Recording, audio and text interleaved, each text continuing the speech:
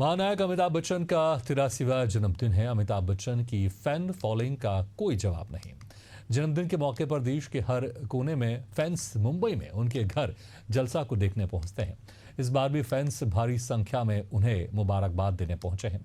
रात 2 बजे से ही अमिताभ के फैन केक काट रहे हैं, मिठाइयां बांट रहे हैं। फैंस का जत्था उनके मशहूर किरदारों के गेटअप में डांस कर जश्न मना रहा है।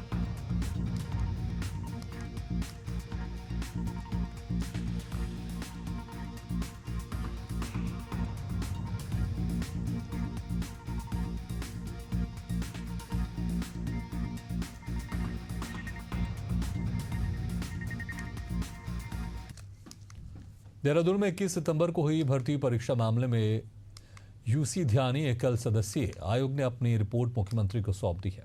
इस बात की पुष्टि मुख्यमंत्री पुष्कर सिंह धामी ने की है। मुख्यमंत्री ने संकेत दिए हैं कि आयोग ने अपनी रिपोर्ट में पेपर निरस्त करने की पैरवी की है और आयोग ने पेपर निरस्त करने के आदेश दिए हैं, जिसमें 21 सितंबर को हुई पटवारी भर्ती परीक्षा के साथ ही 12 अक्टूबर को होने वाली भर्ती परीक्षा भी रद्द की गई है।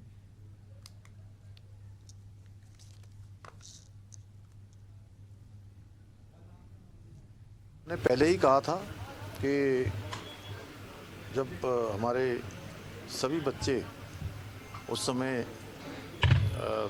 उन्होंने अपनी बात रखी थी, उनकी 2 मांगें थी। एक तो कि सीबीआई से जांच होनी चाहिए, परीक्षा निरस्त होनी चाहिए। हमने उसी समय कहा था कि हम उनकी पहली मांग जो सीबीआई वाली है वो तत्काल सीबीआई को संस्तुति कर रहे हैं, लेकिन ये परीक्षा निरस्त करने का जो प्रकरण है, जांच रिपोर्ट आएगी तो उसके आधार पर कार्रवाई करेंगे। आज जांच रिपोर्ट मुझे प्राप्त हो गई है।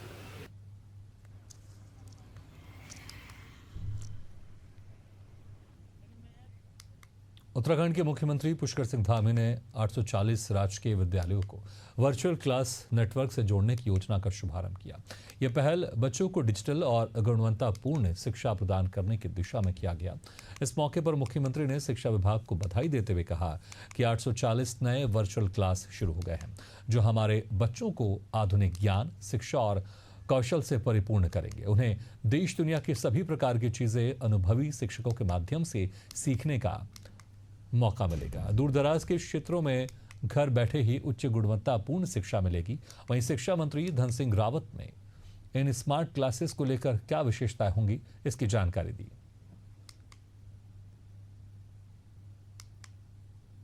ये निश्चित रूप से हमारे बच्चों को आधुनिक ज्ञान, शिक्षा, कौशल से परिपूर्ण करेंगे और उनको देश दुनिया की सभी प्रकार की चीज़ें सीखने में और अनुभवी विशेषज्ञों का मार्गदर्शन भी प्राप्त होगा, अच्छे शिक्षकों का मार्गदर्शन प्राप्त होगा। कि अब उत्तराखंड का प्रत्येक हाई स्कूल और इंटरमीडिएट कॉलेज वो वर्चुअल क्लास से भी जुड़ गए हैं और स्मार्ट क्लास से भी जुड़ गए हैं।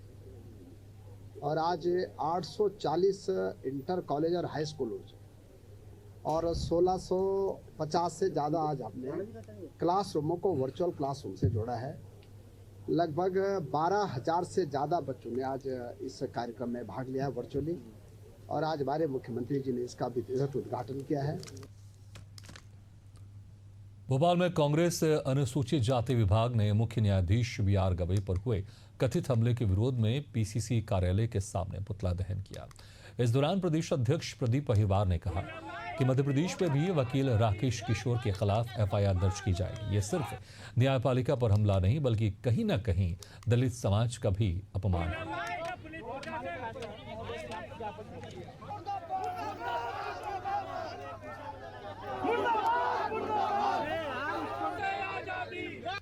देखिए, जिस तरीके से देश में भारतीय जनता पार्टी की जो सोच और विचारधारा है, इस देश में दलितों और पिछड़ों और आदिवासियों के लिए बाबा साहब अम्बेडकर ने जो किया है, उनकी सोच को खत्म करने का भारतीय जनता पार्टी RSS का ये पूरे देश में दौर चल रहा है। जिस तरीके से CGI के ऊपर जूता फेंकने का प्रयास होता है, बाबा साहब अम्बेडकर के प्रति जो अमर्यादित और अपमानजनक शब्द ग्वालियर हाईकोर्ट के वकील इस्तेमाल करते हैं, जिस व्यक्ति के लिए पूरा देश सम्मान की दृष्टि से देखता है, उनके सामने झुकता है, आज उनके प्रति इस देश में जो अपने आप को वकील कहते हैं, क्योंकि वकील का पैसा एक होशियारी वाला बुद्धिमत्ता वाला पैसा माना जाता है।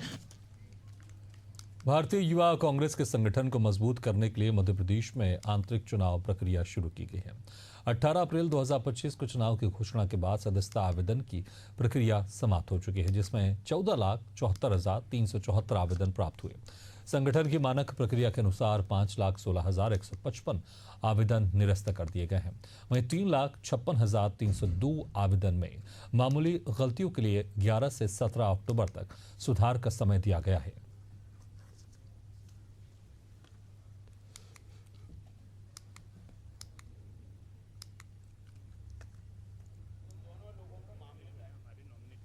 हमारे पास जो है ऑन होल्ड की जो हैं जिनमें त्रुटियां रह गई है वो है लगभग आंकड़े 3,56,302 और जो वैलिड वोट्स हैं जो मान्य गई हैं वो है 6,01,917 और जिसमें से रिजेक्शन जो हुआ है 14,74,374 में से 5,16,155 वोट्स का रिजेक्शन हुआ है। तो ये टोटल कुल मिला के जो हमारे पास डाटा आया है इसमें अब जो है हमारी प्रक्रिया रहती है जो आखिरी प्रक्रिया है चुनाव की, जिसमें हम लोग स्क्रूटनी करेंगे, जिसमें हम सुधार करेंगे। जो कुछ कमियां जो है वोटर्स की तरफ से रह गई हैं, कोई आईडी में रह गई है, कुछ फॉर्म भरने में गलतियां रह गई हैं, उनको त्रुटियों को ठीक करने का हम जो है अब इनको मौका देंगे। खबर यूपी के जनपद से अयोध्या से बता रहे हैं। जनपद अयोध्या से, जहां पर बसपा सुप्रीमो मायावती के लखनऊ में हुई महारैली पर अयोध्या सांसद अवधेश प्रसाद ने सवाल खड़े किए हैं। उन्होंने कहा कि रैली में जो लोग आए थे उन्हें निराशा हाथ लगी, क्योंकि मायावती ने अपने भाषण में योगी सरकार की तारीफ की। ये बात दलितों और गरीबों के लिए लड़ने वाले लोगों के लिए निराशाजनक है।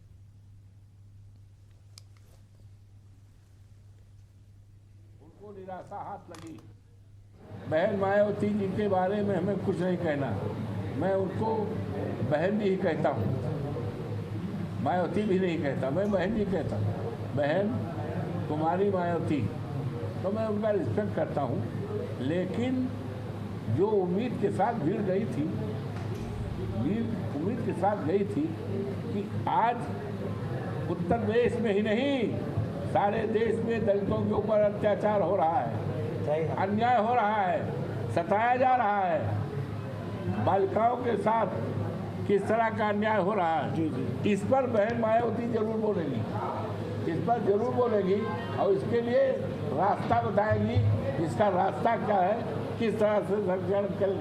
लेकिन उल्टे योगी बाबा की तारीफ करने लगे, इसलिए जो बचा खुचा था वो भी खत्म हो गया।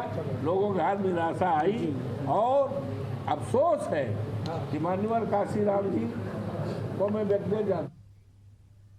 जयप्रकाश नारायण की जयंती पर लखनऊ स्थित जयप्रकाश नारायण इंटरनेशनल सेंटर एक बार फिर सियासी तनाव का केंद्र बन गया है। समाजवादी पार्टी प्रमुख अखिलेश यादव के 2 वर्ष पूर्व जबरन सेंटर में प्रवेश के बाद से हर साल ये दिन पुलिस प्रशासन के लिए चुनौती बन गया है। पिछले वर्ष भी अखिलेश यादव ने सेंटर में प्रवेश की कोशिश की थी, जिसके बाद इस बार प्रशासन पूरी तरह सतर्क है। जेपीएनआईसी के आसपास भारी बैरिकेडिंग कर दी गई है और बड़ी संख्या में पुलिस बल तैनात किया गया है।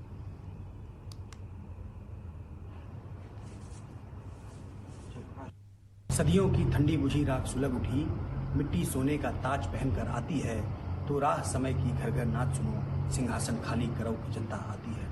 आज जयप्रकाश नारायण जी की पुण्यतिथि के अवसर पर रामधारी सिंह दिनकर की कविता को याद करता हूँ और समाजवादी पार्टी के राष्ट्रीय अध्यक्ष माननीय श्री अखिलेश यादव जी की तरफ से इनको माल्यार्पण करके इनका मार्गदर्शन चाहता हूँ।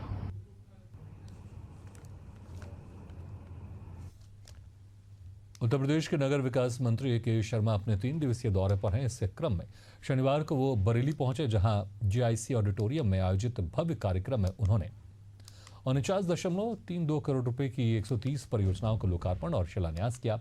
इस मौके पर उन्होंने बरेली के विकास कार्यों की जमकर सराहना की।